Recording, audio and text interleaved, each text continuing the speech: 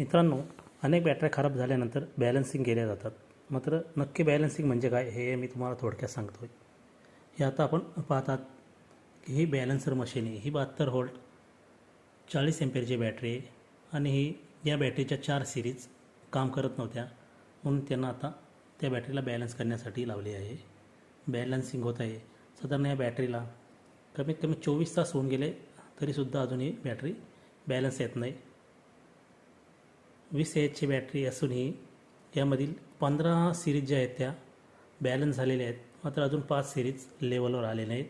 साधारण 36 तासानंतर ही battery balance होईल असे जाणवत आहे आणि टायमिंग दाखवत आहे. आणि त्यानंतर ही आत्ता आपण दुसरी बॅटरी पाहतात.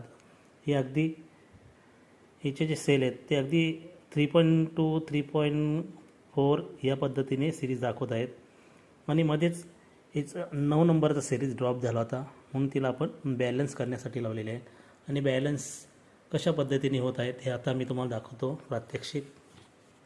तुम्हाला आता मी मोबाईलच्या डिस्प्लेवर दाखवतो कशा पद्धतीने ह्या दोन्ही बॅटरी बॅलन्स होत आहेत. दोन्ही बॅटऱ्यांना 2 बॅलन्सर लावलेले आहेत.